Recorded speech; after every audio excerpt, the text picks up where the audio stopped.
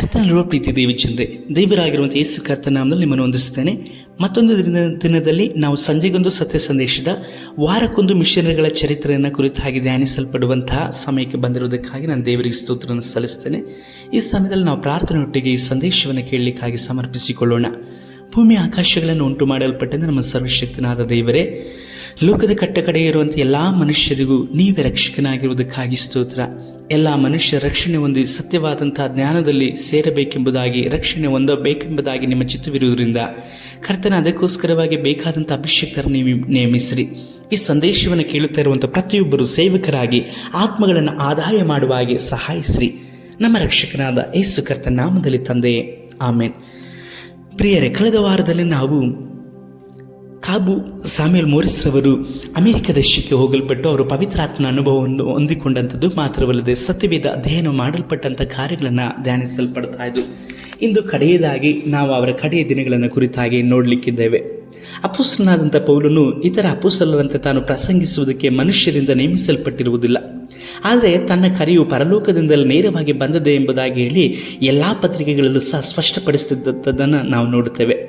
ಅದೇ ರೀತಿಯಲ್ಲಿ ಕಾಬು ಸಾಮ್ಯುಯಲ್ ಮೋರಿಸ್ನವನ್ನು ಸಹ ಸತ್ಯವಾಗಿ ತನ್ನನ್ನು ದೇವರೇ ನೇಮಿಸಿಕೊಂಡಂಥ ಸೇವಕನೆಂಬುದಾಗಿ ಹೇಳಿ ಪ್ರಸಂಗಿಸ್ತಾ ಇದ್ರು. ಪೋರ್ಟ್ ವೈನ್ ಅನ್ನುವಂಥ ಸ್ಥಳಕ್ಕೆ ಬಂದಂಥ ಸಮಯದಲ್ಲಿ ಭಾನುವಾರ ಆ ಸ್ಥಳದಲ್ಲಿ ನೀಗ್ರೋ ಜನರ ಸಭೆ ಇರುತ್ತದೆ ಎಂಬುದಾಗಿ ಹೇಳಿ ಇವರು ತಿಳಿದುಕೊಂಡು ಆ ಸ್ಥಳಕ್ಕೆ ಹೋಗಲಿಕ್ಕಾಗಿ ಅವರು ಪ್ರಯತ್ನ ಪಡ್ತಾರೆ. ಅದು ವಿದ್ಯಾಲಯದಿಂದ ಅವರು ಕಲಿತಿದ್ದಂಥ ಬೈಬಲ್ ಸ್ಟಡಿಯ ವಿಶ್ವವಿದ್ಯಾನಿಲಯದಿಂದ ದೂರವಿದ್ದಂಥ ಕಾರಣ ಅಲ್ಲಿಗೆ ಹೋಗಿ ತಲುಪಲಿಕ್ಕೆ ತಡವಾಗಲ್ಪಡ್ತದೆ. ಆರಾಧನೆಯಲ್ಲಿ ನಡೆಯಲಿರುವಂಥ ಮೊದಲನೇ ಕಾರ್ಯಗಳೆಲ್ಲವೂ ಸಹ ಮುಗಿದಿರುತ್ತದೆ. ಪೀಠದ ಮುಂದೆ ಸಭಾಪಾಲಕರು ನಿಂತುಕೊಂಡು ತನ್ನ ಪ್ರಸಂಗದ ವಿಷಯವನ್ನು ಆಗಲೇ ಓದ್ತಾ ಇದ್ರು. ಕಾಬು ಜನರ ಮಧ್ಯದಲ್ಲಿ ಸರಿದು ಪೀಠದ ಒಂದೆರಡು ಮೆಟ್ಟಿಲುಗಳನ್ನು ಹತ್ತುತ್ತಾರೆ.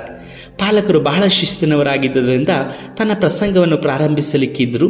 ಆದರೆ ಕಾಬು ಧೈರ್ಯವು ಅವರಿಗೆ ಬಹಳ ಕಂಗೆಡಿಸುವಂಥದ್ದಾಗಿತ್ತು. ಕಾಬು ಹೀಗೆ ಹೇಳಿದನು, ನಾನು ಸಾಮ್ಯುಯಲ್ ಮೋರಿಸ್, ಈಗ ತಾನೇ ಆಫ್ರಿಕಾದಿಂದ ಬಂದಿರುತ್ತೇನೆ. ನನಗೆ ನಿಮ್ಮ ಜನರಿಗಾಗಿ ಒಂದು ಸಂದೇಶವಿದೆ ಎಂದರು. ಪಾಲಕರು ಮೊದಲು ಅವನಿಗೆ ಪ್ರಸಂಗ ಮಾಡಲು ಬಿಡಬಾರದೆಂದು ಯೋಚಿಸಿದರೂ ಸ್ವಾಮಿಯ ಪ್ರಕಾಶಮಾನವಾದ ಮುಖವನ್ನು ಹೊಳೆಯುವ ಕಣ್ಣುಗಳನ್ನು ಕಂಡಾಗ ಅವನಲ್ಲಿ ಒಂದು ಸಂದೇಶವಿರಬಹುದೆಂದು ಅರಿತು ಅವನೊಬ್ಬ ಅಸ್ತಾರ್ಪಣೆ ಹೊಂದಿದ ಸೇವಕನಾಗಿರಬಹುದೆಂದು ನೆನೆಸಿ, ನೀನು ಪ್ರಸಂಗವನ್ನು ಸಿದ್ಧ ಮಾಡಿರ್ತೀಯಾ ಎಂದು ಹೇಳಿದ್ದಾರೆ. ಅದಕ್ಕೆ ಸಾಮ್ಯುಯಲ್ ಮೋರಿಸ್ರವರು, ಇಲ್ಲ, ಆದರೆ ನನ್ನಲ್ಲಿ ಒಂದು ಸಂದೇಶ ಉಂಟು ಎಂದು ಕೇಳಿದರು. ಸ್ವಾಮಿ ಪೀಠದ ಮೇಲೆ ಹತ್ತಿದನು. ಕಾಣಿಕೆ ಮೇಜಿನ ಬಳಿಯಲ್ಲಿ ಸಭಾಪಾಲಕರು ಕೂತುಕೊಳ್ಳುವಷ್ಟರಲ್ಲಿ ಸಭೆಯಲ್ಲಿ ಗದ್ದಲವಾಗುವುದನ್ನು ಕೇಳಿ ಹಿಂದೆ ನೋಡಲು ಎಲ್ಲರೂ ಮೊಣಕಾಲೂರಿ ಅಳುತ್ತಾ ಪ್ರಾರ್ಥಿಸುತ್ತಾ ಸಂತೋಷದಿಂದ ಕೂಗುತ್ತಿದ್ದರು. ಕಾಬು ಸಾಮ್ಯುಯಲ್ ಮೋರಿಸ್ ಪೀಠದ ಮೇಲೆ ಪ್ರಸಂಗವೇನು ಮಾಡದೆ ಪ್ರಾರ್ಥಿಸುತ್ತಾ ಇದ್ದನು. ಈ ವಿಷಯವಾಗಿ ಪಾಲಕರು ಅನಂತರ ಈ ರೀತಿಯಾಗಿ ಹೇಳಿದರು, ಅವನು ಏನು ಹೇಳುತ್ತಾನೆಂಬುದನ್ನು ನಾನು ಕೇಳಲಿಲ್ಲ, ಆದರೆ ಪ್ರಾರ್ಥನೆ ಮಾಡಬೇಕೆಂಬ ಆಸೆಯು ನನ್ನಲ್ಲಿ ಬಲವಾಗಿತ್ತು. ನಾನು ಏನು ಹೇಳಿದೆ ಅಥವಾ ಸ್ವಾಮಿ ಏನು ಹೇಳಿದನೆಂದು ಅರಿವು ನನಗಿಲ್ಲದಿತ್ತು. ಆದರೆ ಹಿಂದೆ ಎಂದೂ ಆಗದಂಥ ರೀತಿಯಲ್ಲಿ ನನ್ನ ಆತ್ಮವು ಕುದಿಯಿತು. ಆಫ್ರಿಕಾದಿಂದ ಸ್ವಾಮಿಯನ್ನು ಬಿಡುಗಡೆ ಮಾಡಿದ ಆ ಬೆಳಕು ಪೋರ್ಟ್ ವೈನಾದ ಸಹೋದರರ ಹೃದಯದಲ್ಲಿ ಒಳೆಯುತ್ತಿದ್ದುದನ್ನು ನಾವು ಕಂಡೆವು. ಪವಿತ್ರಾತ್ಮನ ಸಂದರ್ಶವು ಆ ರೀತಿಯಲ್ಲಿ ಆ ಸಭೆಯಲ್ಲಿ ಹಿಂದೆಂದೂ ಆಗಿರದ ರೀತಿಯಲ್ಲಿ ಆಯಿತು. ಕೂಟವು ನಿಶ್ಚಯಿಸಿದ ಸಮಯಕ್ಕಿಂತ ಹೆಚ್ಚು ಮುಂದುವರಿಯಿತು. ಕೊನೆಗೆ ಜನರು ತಮ್ಮ ಮನೆಗೆ ಹಿಂತೆರಳಿದಾಗ ಪವಿತ್ರಾತ್ಮನು ಒಂದು ಸಜೀವವಾದ ಪ್ರಕಟಣೆಯ ಅನುಭವವನ್ನು ಪಡೆದುಕೊಂಡು ಹೋದನು. ಮನುಷ್ಯನು ಆತ್ಮವನ್ನು ಸೃಷ್ಟಿಸುವ ಭಾಷೆಯಲ್ಲಿ ಸಾಮ್ಯುಯಲ್ ಮೋರಿಸನು ಮಾತನಾಡಿದನು. ಅವನು ಪರಲೋಕದ ತಂದೆಯೊಡನೆ ಹೃದಯದ ಅಂತರ ಭಾಗವನ್ನು ಅವರ ಪರವಾಗಿ ಬೇಡಿಕೊಂಡಿದ್ದನು. ಅವನು ಪೂರ್ಣ ವಿಶ್ವಾಸದಿಂದ ಅವರಿಗೋಸ್ಕರ ಮಧ್ಯಸ್ಥಿಕೆ ಪ್ರಾರ್ಥನೆ ಮಾಡಿದ್ದರಿಂದ ಆ ಮಕ್ಕಳ ವಿಶ್ವಾಸದ ಫಲವಾಗಿ ಪವಿತ್ರಾತ್ಮನು ಅಲ್ಲಿ ಪ್ರಸನ್ನನಾದನು. ಅವರೆಲ್ಲರೂ ಸಂತೋಷದಿಂದ ಹಿಂದಿರುಗಿದರು. ಯಾರಿಗೂ ಪರಿಚಯವಿಲ್ಲದೆ ಇರುವಂತಹ ಕಾಬು ಸಾಮ್ಯುಯಲ್ ಮೋರಿಸನು ಒಂದು ದಿನದಲ್ಲೇ ಪೋರ್ಟ್ ವೈನಿನಲ್ಲಿ ಪ್ರಸಿದ್ಧಿಗೆ ಬಂದನು. ಈಸ್ಟ್ ವೈನ್ ರಸ್ತೆಯಲ್ಲಿರುವ ಆಫ್ರಿಕನರ ಎಂಇ ಸಭೆಯಲ್ಲಿ ಸಾಮ್ಯುಯಲ್ ಮೋರಿಸನ್ ಮೂಲಕ ನಡೆದ ಭಕ್ತಿ ಸಂಜೀವನದ ಕುರಿತು ಸ್ಥಳೀಯ ವಾರ್ತಾ ಪತ್ರಿಕೆಯ ಸಂಪಾದಕೀಯ ಲೇಖನವನ್ನು ಬರೆಯಿತು. ಇತರ ಕಡೆಗಳಲ್ಲಿನ ಧಾರ್ಮಿಕ ಪತ್ರಿಕೆಗಳು ಈ ಸಂಪಾದಕೀಯ ಲೇಖನವನ್ನು ಉದ್ಧರಿಸಿ ಈ ಅದ್ಭುತ ನವೀಕರಣದ ಕುರಿತು ಬರೆದವು. ಒಂದು ವಾರದೊಳಗಡೆ ಇಡೀ ಪೋರ್ಟ್ ವೈನ್ನಲ್ಲಿ ಟೇಲರ್ ವಿಶ್ವವಿದ್ಯಾಲಯಕ್ಕೆ ವಿದ್ಯಾರ್ಥಿಯಾಗಿ ಬಂದ ಈ ಆಫ್ರಿಕಾದ ಹುಡುಗರು ಪ್ರಸಿದ್ಧಿಗೆ ಬಂದನು. ಎಷ್ಟಾದರೂ ಅವನ ವಿದ್ಯಾಭ್ಯಾಸವು ಕಷ್ಟಕರ ಸಮಸ್ಯೆಯನ್ನು ನೋಡಿತು. ಅವನನ್ನು ವ್ಯವಸ್ಥಿತ ಕ್ಲಾಸುಗಳಲ್ಲಿ ಸೇರಿಸಲಿಕ್ಕೆ ಆಗುತ್ತಿರಲಿಲ್ಲ. ಕಾಲೇಜು ವಿದ್ಯಾರ್ಥಿಯಾಗಿ ಸೇರಿಸಿಕೊಳ್ಳುವ ಮೊದಲು ಅವನಿಗೆ ಕೆಲವು ವರ್ಷ ಖಾಸಗಿ ಅಭ್ಯಾಸ ಕೊಡಬೇಕಾಗಿತ್ತು. ಅವನಿಗೆ 18 ವರ್ಷಗಳಾಗಿದ್ದರೂ ಪುಸ್ತಕ ಜ್ಞಾನದಲ್ಲಿ ಎಳೆಯ ಪ್ರಾಯದವನಂತಿದ್ದನು. ಅವನಿಗೆ ಖಾಸಗಿ ಶಿಕ್ಷಕರನ್ನು ನೇಮಿಸಿ ಹೆಚ್ಚು ಸಮಯದವರೆಗೆ ಶಿಕ್ಷಣವನ್ನು ಕೊಡುವುದೇ ಉಪಾಯವಾಗಿತ್ತು. ಸಭೆಯಲ್ಲಿ ಡಾಕ್ಟರ್ ರೀಡರ್ ಅವರು ಸಾಮಿಯ ಕಷ್ಟ ಸ್ಥಿತಿಯನ್ನು ವಿವರಿಸಿ ಯಾರಾದರೂ ಅವನಿಗೆ ಕಲಿಸಲಿಕ್ಕೆ ಸಹಾಯ ಮಾಡಲು ಕೇಳಿಕೊಂಡರು. ಅದು ಸುಲಭದ ಕೆಲಸವಾಗಿರಲಿಲ್ಲ. ಕುಮಾರಿ ಹೆರಿಯಟ್ ಸೈಮನ್ ಮತ್ತು ಡಾಕ್ಟರ್ ರೀಡರ್ ಅವರ ಪುತ್ರಿ ಕೂಡಲೇ ಶಿಕ್ಷಕಿಯಾಗಿ ಕೆಲಸ ಮಾಡುವ ಜವಾಬ್ದಾರಿಯನ್ನು ವಹಿಸಿಕೊಂಡಳು. ಅವನಿಗೆ ಪಾಠವನ್ನು ಕಲಿಸಿಕೊಡುವುದರಲ್ಲಿ ಡಾಕ್ಟರ್ ಐಡೋ ರೋಸ್ ಮತ್ತು ಕುಮಾರಿ ಗ್ರೇಸ್ ಅಫರ್ಡ್ ಎನ್ನುವಂಥವರು ಸಹಾಯ ಮಾಡಿದರು. ಆದರೆ ಹೆರಿಯಟ್ ಸೈಮನ್ ಅವನ ವಿದ್ಯಾಭ್ಯಾಸದ ಮುಖ್ಯ ಜವಾಬ್ದಾರಿಯನ್ನು ವಹಿಸಿಕೊಂಡರು. ಕಾಬ್ಯುಯಲ್ ಸ್ಯಾಮ್ಯುಯಲ್ ಮೋರಿಸ್ ರವರು ಬಹಳ ಶ್ರದ್ಧೆಯ ವಿದ್ಯಾರ್ಥಿಯಾಗಿದ್ದರು. ಅವನಿಗೆ ಕಲಿಸಿದ ಪ್ರತಿಯೊಂದು ಮಾತು, ಆಲೋಚನೆ, ವಿಧಾನಗಳೆಲ್ಲವೂ ಮನಸ್ಸಿನಲ್ಲಿ ಮಾಸಿ ಹೋಗದ ರೀತಿಯಲ್ಲಿ ಬೇರೂರಿತ್ತು. ಅವನ ಶಿಕ್ಷಕರ ಶುದ್ಧವಾದ ಶಬ್ದ ಪ್ರಯೋಗಗಳು, ಸುಸ್ವರದ ಉಚ್ಚಾರಣೆಗಳು ಅವನ ಸಂಭಾಷಣೆಯಲ್ಲಿಯೂ ಕಂಡುಬಂದವು. ಆದರೂ ಅವನ ವಿಚಾರಗಳೆಲ್ಲ ಆಶ್ಚರ್ಯಪಡಿಸುತ್ತಿದ್ದವು. ಅವನ ವಾಕ್ಯಗಳು ಚಿಕ್ಕದಾಗಿದ್ದರೂ ಪ್ರತಿಯೊಂದು ಅರ್ಥಗರ್ಭಿತವಾಗಿದ್ದವು. ವ್ಯರ್ಥ ಕಾಲಹರಣ ಮಾಡುವ ಮಾತುಗಳನ್ನು ಅವನು ಅರಿಯನು. ಉನ್ನತ ಆದರ್ಶ, ಉತ್ಕೃಷ್ಟ ಗುರಿಯು ಅವನ ಜೀವನ ಬಾಳವಾಗಿತ್ತು. ಮಿಸ್ಸಿಯನಾದಂತಹ ಸೈಮನ್ ಮತ್ತು ರೀಡರ್ ಅವರ ತಿಳುಕೊಂಡಿದ್ದೇನೆಂದರೆ ಅವರು ತೆಗೆದುಕೊಂಡ ಜವಾಬ್ದಾರಿ ಉತ್ತಮ ಪ್ರತಿಫಲ ತರುವ ಸತ್ಕಾರ್ಯವಾಗಿ ಪರಿಣಮಿಸಿತು ಎಂಬುದೇ. ಈ ಸೇವೆಗಾಗಿ ಪ್ರತಿಷ್ಠಿಸಿಕೊಂಡ ಶಿಕ್ಷಕರಿಗೆ ಪ್ರತಿನಿತ್ಯವೂ ಆಶೀರ್ವಾದವು ಉಂಟಾಯಿತು. ಆದರೆ ಸತ್ಯದ ಆತ್ಮನೆ ತನ್ನ ಬೋಧಕನೆಂದು ಸಮುವೇಲ್ ತಿಳಿದಿದ್ದನು. ಗಣಿತದ ಸಮಸ್ಯೆಗಳನ್ನು ಬಿಡಿಸಬೇಕಾಗಿರುವ ಸಂದರ್ಭಗಳಲ್ಲಿ ಕರ್ತನೇ ಸಹಾಯ ಮಾಡಿ ಎಂದು ಮೆಲ್ಲನೆ ಹೇಳುವನು. ತನ್ನ ಶಿಕ್ಷಕರೊಡನೆ ಮಾತನಾಡುವುದಕ್ಕಿಂತಲೂ ಹೆಚ್ಚು ಸಮಯ ಅವನು ತನ್ನ ತಂದೆಯೊಡನೆ ಕಳೆಯುತ್ತಿದ್ದನು.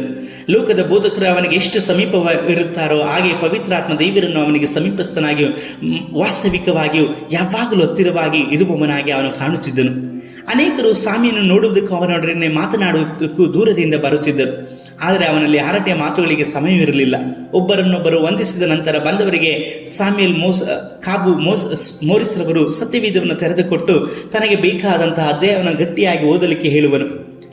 ಈ ರೀತಿಯಾಗಿ ಸ್ಯಾಮ್ಯುಯಲ್ ಮೋರಿಸ್ ಸತ್ಯವೇದವನ್ನು ಸಂಪೂರ್ಣವಾಗಿ ಓದಿಸಿಕೊಂಡನು. ವಿಶ್ವವಿದ್ಯಾಲಯ ಜಗಳ ಗಂಟನಾದ ನಾಸ್ತಿಕ ಯುವಕನೊಬ್ಬನು ಇದ್ದನು. ಬೇರೆಯವರು ತಮ್ಮ ಇಚ್ಛೆಯಂತೆ ನಂಬುವುದು ಅವನಿಗೆ ತೃಪ್ತಿ ಇರಲಿಲ್ಲ. ನಾಸ್ತಿಕರ ಗುಂಪಿಗೆ ವಾದಗಳನ್ನು ಅರಿತವನಾಗಿದ್ದನು. ವಿಶ್ವಾಸಿಗಳಾಗಿದ್ದಾಗ ವಿದ್ಯಾರ್ಥಿಗಳನ್ನು ಎಲ್ಲ ಸಮಯಗಳಲ್ಲಿಯೂ ಆತನು ವಾದವನ್ನು ಮಾಡುತ್ತಿದ್ದನು. ಸ್ಯಾಮ್ಯುಯಲನ್ನು ಭೇಟಿ ಮಾಡಿದಾಗ ಆತನು ಅವನ ಪ್ರಾರ್ಥನೆಯಲ್ಲಿದ್ದಾಗ ಯಾರನ್ನು ಕೋಣೆಯೊಳಗೆ ಬಿಡುತ್ತಿರಲಿಲ್ಲ. ಹೇಗಿದ್ದರೂ ಈ ನಾಸ್ತಿಕನು ತನ್ನನ್ನು ಸ್ವಾಮಿಗೆ ಪರಿಚಯ ಮಾಡಿಸುವುದಕ್ಕೆ ಅವನ ಕೋಣೆಗೆ ಕರೆದುಕೊಂಡು ಹೋಗಬೇಕೆಂದು ಕೆಲವರೊಡನೆ ಒತ್ತಾಯ ಮಾಡಿದನು. ನಾಸ್ತಿಕನು ತರ್ಕ ಮಾಡಲು ಸಿದ್ಧನಾಗಿರುವುದರಿಂದ ವಿದ್ಯಾಭ್ಯಾಸವಿಲ್ಲದ ನೀಗ್ರೋವಿನ ಮೇಲೆ ಸುಲಭವಾಗಿ ಜಯ ಹೊಂದುವನೆಂದು ಅವನು ನೆನೆಸಿದನು. ವಾಡಿಕೆಯಂತೆ ಸ್ಯಾಮ್ಯುಯಲ್ ಮೋರಿಸ್ ತೆರೆದಿರುವ ಸತ್ಯವೇದವನ್ನು ಅವನ ಕೈಯಲ್ಲಿ ಕೊಟ್ಟು ಒಂದು ಅಧ್ಯಾಯವನ್ನು ಓದಲು ಹೇಳಿದನು. ನಾಸ್ತಿಕನು ಸತ್ಯವೇದವನ್ನು ಮೇಜಿನ ಮೇಲೆ ಎಸೆದು, ಆ ಪುಸ್ತಕವನ್ನು ನಾನು ಓದುವುದಿಲ್ಲ. ಪ್ರೇಮದ ಕಥೆಗಳು, ಯುದ್ಧದ ಕಥೆಗಳು, ದೊಡ್ಡ ಮೀನಿನ ಕಥೆಗಳು ಇವೆ. ಅದರಲ್ಲಿರುವ ಒಂದು ಶಬ್ದವನ್ನು ನಾನು ನಂಬುವುದಿಲ್ಲ ಎಂದನು. ಇಷ್ಟರವರೆಗೆ ನಾಸ್ತಿಕರೊಡನೆ ಸ್ವಾಮಿ ಮಾತಾಡಿರಲಿಲ್ಲ. ಆಫ್ರಿಕಾದ ವಿಗ್ರಹಾರಾಧಕರು ದೇವರಾದ್ದಾರೆಂದು ನಂಬುತ್ತಾರೆ. ಆ ನಾಸ್ತಿಕನು ದುರ್ಬಲನಾಗುವವರೆಗೆ ಸ್ವಾಮಿಯು ಅವನನ್ನೇ ದೃಷ್ಟಿ ಇಟ್ಟು ನೋಡಿದನು. ಅನಂತರ ಸ್ವಾಮಿಯು ಎದ್ದು ನಿಂತು, ನನ್ನ ಪ್ರಿಯ ಸಹೋದರನೇ, ನಿನ್ನ ತಂದೆಯು ನಿನ್ನೊಡನೆ ಮಾತನಾಡುತ್ತಾನೆ ಮತ್ತು ನೀನು ಆತನು ನಂಬುವುದಿಲ್ಲ. ನಿನ್ನ ಸಹೋದರನು ಮಾತನಾಡುತ್ತಾನೆ, ನೀನು ನಂಬುವುದಿಲ್ಲ. ಸೂರ್ಯನು ಪ್ರಕಾಶಿಸುತ್ತಾನೆ, ನೀನು ನಂಬುವುದಿಲ್ಲ. ದೇವರು ನಿನ್ನ ತಂದೆ, ಕ್ರಿಸ್ತನ್ ನಿನ್ನ ಸಹೋದರನು, ಪವಿತ್ರಾತ್ಮ ನಿನ್ನ ಸೂರ್ಯನಾಗಿದ್ದಾನೆ ಎಂದು ಹೇಳಿದನು. ಅನಂತರ ತನ್ನ ಕೈಗಳನ್ನು ಅವನ ಹೆಗಲ ಮೇಲೆ ಇಟ್ಟು ಮೊಣಕಾಲೂರು, ನಾನು ನಿನಗಾಗಿ ಪ್ರಾರ್ಥಿಸುತ್ತೇನೆ ಎಂದನು. ಒಂದು ಪ್ರಾಣವು ಅಪಾಯ ಸ್ಥಿತಿಯಲ್ಲಿತ್ತು. ಆ ಸಹೋದರನ ಹೃದಯದ ಭಾಷೆಯಲ್ಲಿ ಮಾತಾಡುವಂತೆ ದೇವರಾತ್ಮನು ಪ್ರೇರೇಪಿಸಿದನು. ಪವಿತ್ರಾತ್ಮನು ಆ ಮೃದುವಾದ ಭಾಗಗಳನ್ನು ಸ್ಪರ್ಶಿಸಿದನು. ಕೋಣೆಯಿಂದ ಹೊರಗೆ ಹೋಗುವ ಸಮಯದವರೆಗೆ ನಾಸ್ತಿಕನು ಪ್ರತಿಭಟಿಸಿದರೂ ದೇವರಾತ್ಮನು ಅವನ ಹೃದಯವನ್ನು ಮನಸ್ತಾಪವನ್ನು ಉಂಟು ಮಾಡಿದನು. ಮನಸ್ಸಾಂತರ ಉಂಟಾಯಿತು. ವಿದ್ಯಾಲಯದ ಅವಧಿಯಲ್ಲಿ ಸಮಯದಲ್ಲಿ ಆ ನಾಸ್ತಿಕನು ಮಾರ್ಪಾಟು ಹೊಂದಿ ಒಬ್ಬ ಪ್ರಾರ್ಥಿಸುವ ಮತ್ತು ಸೇವೆ ಮಾಡುವ ಕ್ರೈಸ್ತನಾದನು. ಕಾಲಾಂತರದಲ್ಲಿ ಆ ನಾಸ್ತಿಕನು ಒಬ್ಬ ಬಿಷಪ್ಪನಾದನು. ಸ್ಯಾಮ್ಯುಯಲ್ ಮೋರಿಸನ ನಾಯಕತ್ವವು ವಿದ್ಯಾರ್ಥಿ ಸಮೂಹದಲ್ಲಿ ಹೇಗೋ ಹಾಗೆಯೇ ಅವಿಶ್ವಾಸಿಗಳಲ್ಲಿಯೂ ಅನುಭವವಾಯಿತು. ಅನೇಕ ವಿದ್ಯಾರ್ಥಿಗಳು ಯಥಾರ್ಥ ಕ್ರೈಸ್ತರಾಗಿದ್ದರು. ಆ ಕಾಲದಲ್ಲಿ ನಂಬಿಕೆಯು ಕುಗ್ಗಿ ಹೋಗಿ ಸಭೆಗಳಲ್ಲಿಯೂ ಸಭೆಯ ವಿದ್ಯಾಲಯಗಳಲ್ಲಿಯೂ ಲೌಕಿಕ ಜೀವಿತವು ಹೆಚ್ಚಾಗಿತ್ತು. ಡಾರ್ವಿನನ ವಿಕಸನ ಶಾಸ್ತ್ರವು ಸತ್ಯವೇದದ ಮೇಲಿರುವ ನಂಬಿಕೆಯ ಬುಡಕ್ಕೆ ಕೊಡಲೆ ಹಾಕಿದ ಆಗಿತ್ತು. ವೈಜ್ಞಾನಿಕ ಪರಿಶೋಧನೆಗಳ ಮೂಲಕ ಸಂಪತ್ತು ಹೆಚ್ಚಿ ಜನರನ್ನು ಲೌಕಿಕರನ್ನಾಗಿ ಮಾಡಿತು. ಆ ಕಾಲದಲ್ಲಿ ಟೇಲರ್ ವಿಶ್ವವಿದ್ಯಾಲಯವು ಮೆಥಡಿಸ್ಟ್ ಸಭೆಯ ಭಾಗದಿಂದ ನಡೆಸಲ್ಪಡುತ್ತಿದ್ದರಿಂದ ಉತ್ತಮವಾದ ಆತ್ಮಿಕ ಮಟ್ಟವನ್ನು ಉಳಿಸಿಕೊಂಡಿದ್ದರು. ಆದರೂ ಮೆಥಡಿಸ್ಟ್ ಸಭೆಯ ಸೇವಕರು ಬೋಧಿಸಿದ ವಿಶ್ವಾಸವನ್ನಾಗಲಿ ಪವಿತ್ರಾತ್ಮನ ಅನುಭವವನ್ನಾಗಲಿ ಹೊಂದದಿರುವ ಪಾಲಕರು, ಸೇವಕರು ಹೆಚ್ಚು ಪಾಲು ಹೆಸರಿಗೆ ಮಾತ್ರ ವಿಶ್ವಾಸಿಗಳಾಗಿದ್ದರು. ಸತ್ಯವೇದವು ಹೇಳುವಂತೆ ಶುದ್ಧವಾದ ಪ್ರೀತಿ, ಪವಿತ್ರ ಜೀವಿತ ಸಾಧ್ಯ ಎಂಬುದಾಗಿ ಜಾನ್ ವೆಸ್ಲಿ ಬೋಧಕರು ಹೇಳಿದ ಉಪದೇಶವು ಪವಿತ್ರಾತ್ಮನ ಶುದ್ಧೀಕರಿಸುವ ಶಕ್ತಿಯಿಂದ ಸಾಧ್ಯವಿದೆ. ಅಂದರೆ ಶುದ್ಧೀಕರಿಸಲ್ಪಟ್ಟ ವಿಶ್ವಾಸಿಗೆ ಬೇಕೆಂದು ಪಾಪ ಮಾಡದಿರುವಂತಹ ಶಕ್ತಿಯನ್ನು ಕೊಟ್ಟಿರುತ್ತದೆ. ಕಾರಣ ಅವನ ಚಿತ್ತವು ಜನ್ಮ ಪಾಪದಿಂದ ಶೋಧನೆಗಳ ಅಧಿಕಾರದಿಂದಲೂ ಬಿಡುಗಡೆಯನ್ನು ಹೊಂದುತ್ತದೆ ಎಂಬುದಾಗಿ ಹೇಳಿ ಅಲ್ಲಿ ವಾದಿಸಲ್ಪಟ್ಟವರಾಗಿದ್ದರು. ಶುದ್ಧೀಕರಣದ ಉಪದೇಶದ ಕುರಿತು ವಾಗ್ವಾದವು ಇದ್ದರೂ ಜಾನ್ ವೆಸ್ಲಿಯರವರ ಅದ್ಭುತ ನಾಯಕತ್ವದ ಮಹತ್ವವು ದೇವರಾತ್ಮನ ಅದ್ಭುತ ಶಕ್ತಿಯಲ್ಲಿದ್ದ ಅವರ ನಂಬಿಕೆಯಿಂದಾಗಿತ್ತು. ನಿಶ್ಚಯವಾಗಿ ಎಲ್ಲಾ ಜಯಪ್ರದವಾದ ಸುವಾರ್ಥ ಸೇವೆಯ ಶಕ್ತಿಯ ಮೂಲಕ ಪವಿತ್ರಾತ್ಮ ಭರಿತವಾದ ಜೀವಿತದ ಮೇಲೆ ಆಧಾರಗೊಂಡಿದೆ. ಇಂಥ ವಿಶ್ವಾಸವು ಶಕ್ತಿಯು ಟೇಲರ್ ವಿದ್ಯಾಲಯದಲ್ಲಿ ಬೇರೆ ಕಡೆಗಳಂತೆ ಕುಗ್ಗುತ್ತಾ ಬಂದಿತು. ಒಬ್ಬ ಸಾಮಾನ್ಯ ವ್ಯಕ್ತಿಯಲ್ಲಿಯೂ ನಾಯಕನಾಗಿರಲು ಬೇಕಿದ್ದ ಎಲ್ಲಾ ಕೃಪಾವರಗಳನ್ನು ತುಂಬಿಸಲು ಪವಿತ್ರಾತ್ಮನಿಗೆ ಸಾಧ್ಯವಿದೆ ಎಂದು ಸಾಮುಯೇಲ್ ಮೋರಿಸನು ಅಧ್ಯಕ್ಷರಿಂದ ಹಿಡಿದು ಹೊಸ ವಿದ್ಯಾರ್ಥಿಯವರೆಗೆ ತೋರಿಸಿಕೊಟ್ಟನು. ಇಡೀ ವಿದ್ಯಾಲಯದಲ್ಲಿ ಆತ್ಮಿಕ ರೀತಿಯಲ್ಲಿ ಉತ್ತಮ ಮಟ್ಟಕ್ಕೆ ಏರಿಸಲ್ಪಟ್ಟಿತು. ಅನೇಕ ವಿದ್ಯಾರ್ಥಿಗಳು ರಕ್ಷಿಸಲ್ಪಟ್ಟರು. ಮಾತ್ರವಲ್ಲದೆ ಬೇರೆಯವರನ್ನು ರಕ್ಷಣೆಯ ಹಾದಿಗೆ ತರುವಂತೆ ಆತ್ಮಿಕವಾದಂತಹ ಬಲವನ್ನು ಅಭಿಷೇಕವನ್ನು ಹೊಂದಿಕೊಂಡರು. ದೇವರಾತ್ಮನು ಬೌದ್ಧಿಕ ಮತ್ತು ಆತ್ಮಿಕ ಆಶೀರ್ವಾದಗಳಿಗೆ ಹೊಣೆಗಾರನಾಗಿರುತ್ತಾನೆ. ಪರಲೋಕ ರಾಜ್ಯವನ್ನು ಮೊದಲಾಗಿ ಹುಡುಕಿದ ಸಮುಯೇಲ್ ಮೋರಿಸನು ಟೇಲರ್ ವಿದ್ಯಾಲಯಕ್ಕೆ ಅನಂತರ ಕೊಡಲ್ಪಟ್ಟ ಆಶೀರ್ವಾದಗಳಂತೆ ಇದೆಲ್ಲವುಗಳನ್ನು ಕೊಡುವುದಕ್ಕೆ ತಪ್ಪಲಿಲ್ಲ. ಅವನು ವಿದ್ಯಾರ್ಥಿ ಆಗಿರುವಾಗ ಟೇಲರ್ ವಿದ್ಯಾಲಯವು ಆರ್ಥಿಕ ರೀತಿಯಲ್ಲಿ ಕೆಳಮಟ್ಟದಲ್ಲಿತ್ತು ಮತ್ತು ಅದರ ವಾರಸುದಾರರು ಒಂದು ಕಡೆ ಕೂಟವನ್ನು ಕರೆದಿದ್ದರು. ಆ ಸಂದರ್ಭದಲ್ಲಿ ಸಮುಯೇಲ್ ಮೋರಿಸನ ಸ್ಫೂರ್ತಿಯು ಅವರನ್ನು ಆವರಿಸಿ ಬಲಪಡಿಸಿತು.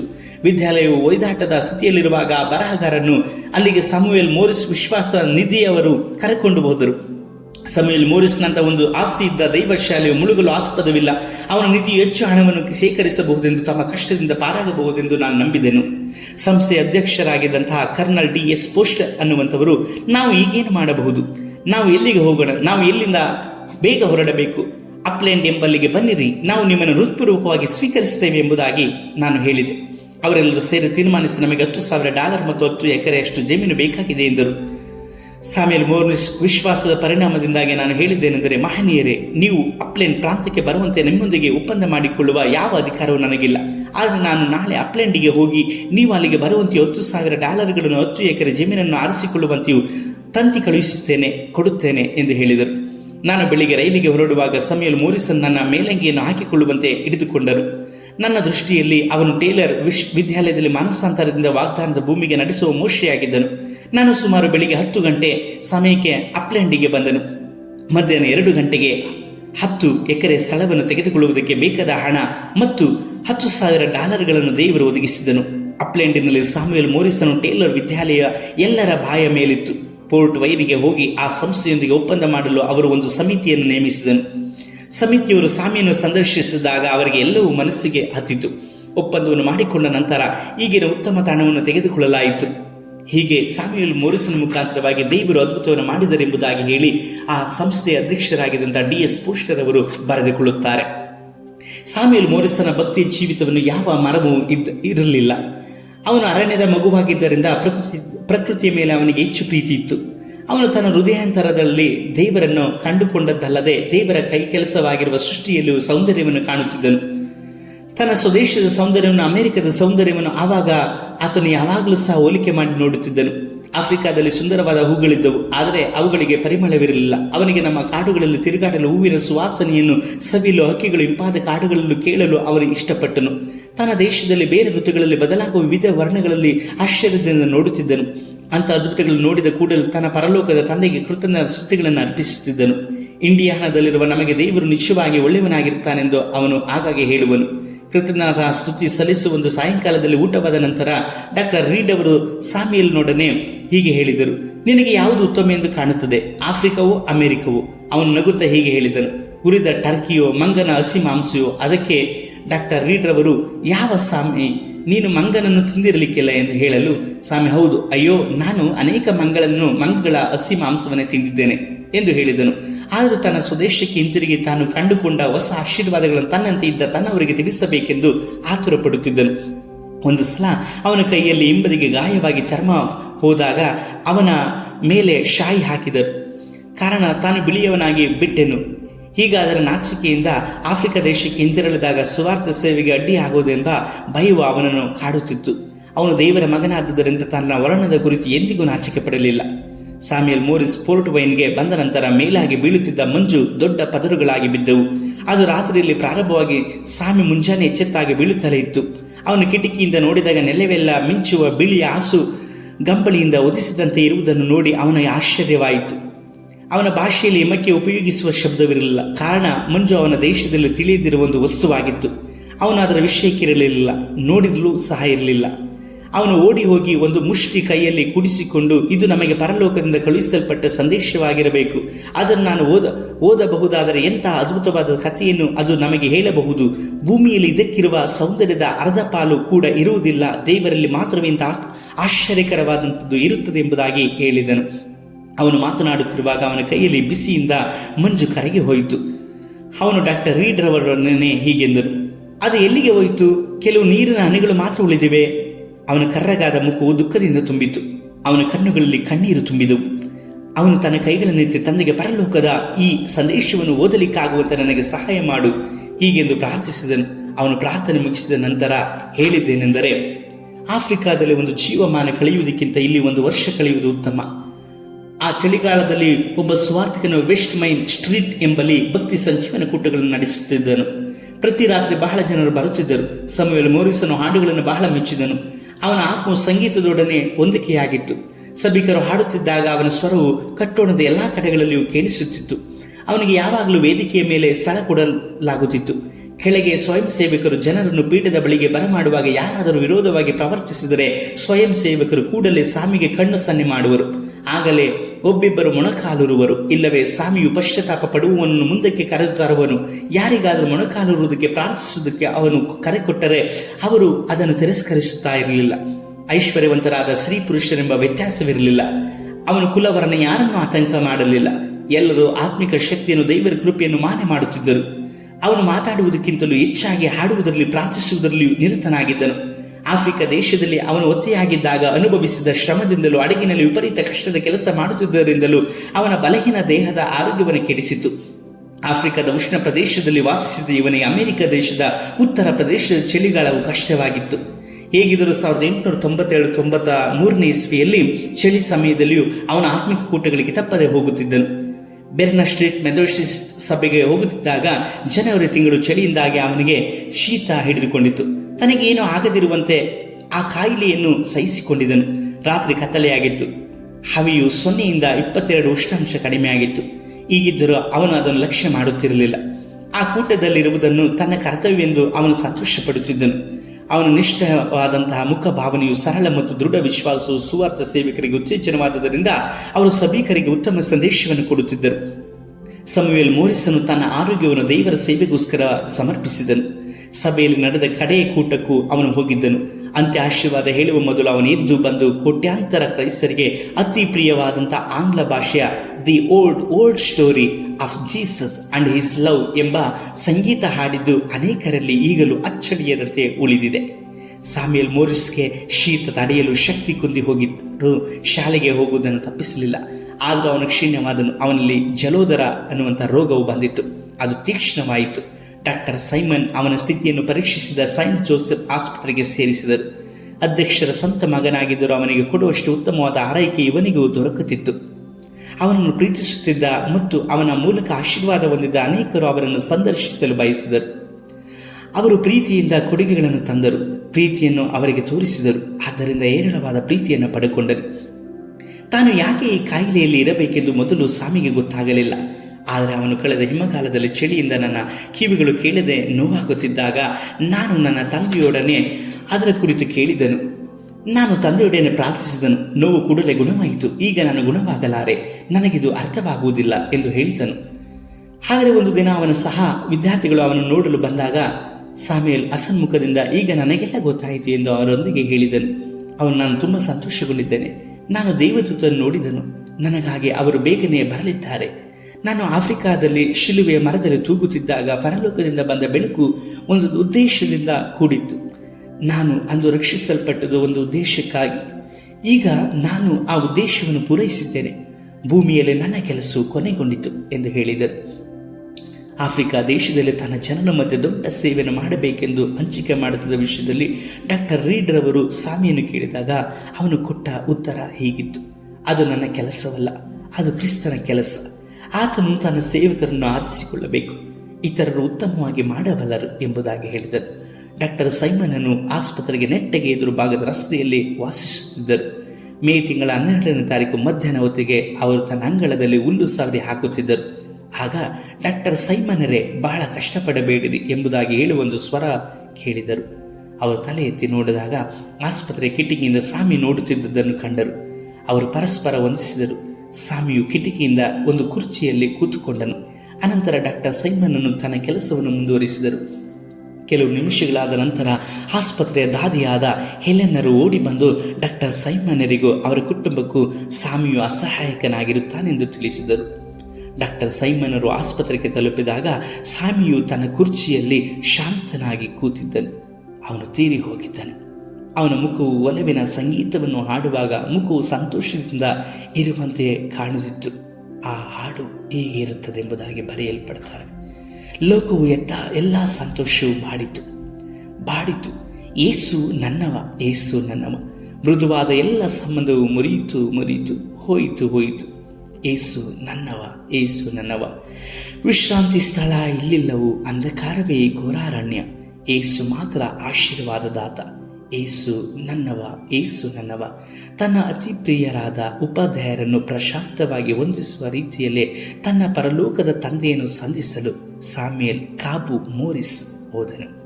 ಕಪ್ಪು ದೂತನೆಂಬುದಾಗಿ ಕರೆಯಲ್ಪಟ್ಟಂಥ ಇವತನು ಯುಗಗಳ ಮತ್ತು ಎಲ್ಲ ಕೆಲಸ ದೂತರೊಂದಿಗೆ ಸೇರಿದನು. ಸರ್ವಶಕ್ತನಾದಂತಹ ಕರ್ತನ ರಾಜ್ಯಕ್ಕಾಗಿ ತನ್ನನ್ನು ಸಮರ್ಪಿಸಿಕೊಂಡಂತಹ ಈ ದೇವ ಮನುಷ್ಯನನ್ನು ಕರ್ತನು ಆರಿಸಿ ತೆಗೆದುಕೊಂಡು ತನ್ನ ನಿತ್ಯವಾದಂತಹ ರಾಜ್ಯಕ್ಕೆ ಕರೆದುಕೊಂಡರು. ಹೀಗೆ ಸಾಮ್ಯೇಲ್ ಕಾಬು ಮೋರಿಸ್ರವರ ಜೀವಿತ ಕರ್ತನೊಂದಿಗೆ ಸೇರಲ್ಪಟ್ಟಿತು. ನಾವು ಪ್ರಾರ್ಥಿಸೋಣ. ಸರ್ವಶಕ್ತನೇ, ನೀವು ಆರಿಸಿ ತೆಗೆದುಕೊಂಡಂಥ ಈ ಭೂಮಿಯಲ್ಲಿರುವಂಥ ಎಷ್ಟೋ ದೇವ ಸೇವಕರು ನಿಮಗೋಸ್ಕರವಾಗಿ ನಿಮ್ಮ ಅಭಿಷೇಕವನ್ನು ವ್ಯರ್ಥ ಮಾಡದ ಹಾಗೆ ಜೀವಿಸಲಿಕ್ಕೆ ಸಹಾಯ ಮಾಡಿ. ಅವರಲ್ಲಿ ಪ್ರಾರಂಭದಲ್ಲಿ ನೀವು ಇಡಲ್ಪಟ್ಟಂಥ ಉದ್ದೇಶವನ್ನು ಕಡೇ ತನಕವಾಗಿ ಉಳಿಸಿಕೊಳ್ಳಲಿಕ್ಕಾಗಿ ಸಹಾಯ ಮಾಡಿ. ಕಾಬು ಸ್ಯಾಮ್ಯಲ್ ಮೋರಿಸ್ನ ಹಾಗೆ ಅವರು ನಿಮಗಾಗಿ ಬೆಳಕಲಿ. ಈ ಸಂದೇಶವನ್ನು ಕೇಳುತ್ತಾ ಇರುವಂಥ ಒಬ್ಬೊಬ್ಬರನ್ನು ನೀವು ಉಪಯೋಗಿಸಿ ಅವರನ್ನು ಅಭಿಷೇಕ ತುಂಬಲ್ಪಟ್ಟು ನಡೆಸಲಿ. ಯೇಸು ಕರ್ತನ ನಾಮದಲ್ಲಿ ತಂದೆಯೇ, ಆಮೇನ್. ಕರ್ತನಲ್ಲಿರುವ ಪ್ರೀತಿ ದೇವಜನರೇ, ಈ ಒಂದು ಸಂದೇಶದಲ್ಲಿ 2-3 ವ್ಯತ್ಯಾಸಗಳನ್ನು ನೀವು ಕೇಳಿರ್ತೀರಿ. ಕಾಬು, ಸ್ಯಾಮ್ಯಲ್ ಮೋರಿಸ್, ಸಾಮಿ, ಈ 3 ಸಹ ಒಂದೇ ಹೆಸರು. ಅವರ ನಿಜವಾದ ಹೆಸರು ಕಾಬು ಆಗಿತ್ತು. ಸ್ಯಾಮ್ಯಲ್ ಮೋರಿಸ್ ಎಂಬುದಾಗಿ ಹೇಳಿ ಅವರಿಗೆ ಸತ್ಯವೇದದ ಮಾತ್ರಲ್ಲದೆ ಪವಿತ್ರಾತ್ಮನ ಕುರಿತಾಗಿ ಹೇಳಿಕೊಟ್ಟಂಥ ದೈವ ಸೇವಕರು ಅವರಿಗೆ ಇಡಲ್ಪಟ್ಟಂಥ ಹೆಸರಾಗಿತ್ತು. ಹಾಗಾಗಿ ಈ ಸಂದೇಶವನ್ನು ಕೇಳುವಾಗ ನೀವು ಗೊಂದಲಕ್ಕೆ ಒಳಗಾಗಲ್ಪಡಬೇಡಿ. ಈ ಸಂದೇಶವು ನಿಮಗೆ ಆಶೀರ್ವಾದಕರವಾಗಿತ್ತು ಎಂಬುದಾಗಿ ನಾನು ನಂಬುತ್ತೇನೆ. ಇದನ್ನು ಮತ್ತೊಬ್ಬರಿಗೆ ಕಳುಹಿಸಲ್ಪಡ್ರಿ, ಅವರು ಸಹ ಆಶೀರ್ವಾದವನ್ನು ಹೊಂದಿಕೊಳ್ಳಲಿ. ನಿಮ್ಮ ಪ್ರಾರ್ಥನೆ ಮನವಿಗಳಿರುವುದಾದರೆ ಈ ಸಂಖ್ಯೆಗೆ ನೀವು ಕರೆಯನ್ನು ಮಾಡಿರಿ. ನಾವು ನಿಮಗೋಸ್ಕರವಾಗಿ ಪ್ರಾರ್ಥಿಸುವಂಥ ವಿಷಯದಲ್ಲಿ ಆಸಕ್ತರು ಸಂತೋಷವಾಗಿ ಇರುತ್ತೇವೆ. ನಮಗೋಸ್ಕರವಾಗಿ ನೀವು ಪ್ರಾರ್ಥನೆ ಮಾಡಿರಿ. ಕರ್ತನ ನಮ್ಮನ್ನು ನಂಬಿಕೊಟ್ಟಂಥ ಸೇವೆಯನ್ನು ಮಾಡಲಿಕ್ಕಾಗಿ ಬೇಕಾದಂಥ ಎಲ್ಲ ಅಗತ್ಯತೆಗಳಿಗಾಗಿ ಪ್ರಾರ್ಥನೆ ಮಾಡಿರಿ. ಕರ್ತನ ಚಿತ್ತವಿರೋದಾದರೆ ಮುಂದಿನ ವಾರದಲ್ಲಿ ವಾರಕ್ಕೊಂದು ಮಿಷನರಿಗಳ ಜೀವನ ಚರಿತ್ರೆಯಲ್ಲಿ ಮತ್ತೊಬ್ಬ ದೈವ ಸೇವಕರ ಬಗ್ಗೆ ಧ್ಯಾನಿಸಲಿಕ್ಕಾಗಿ ಕೂಡಿ ಬರೋಣ. ಅಲ್ಲಿವರೆಗೂ ದೇವರ ಕೃಪೆಯನ್ನು ನಮ್ಮನ್ನು ಆಶೀರ್ವಾದ ಮಾಡಿ ನಡೆಸಲಿ. ಶುಭ ಸಂಜೆ.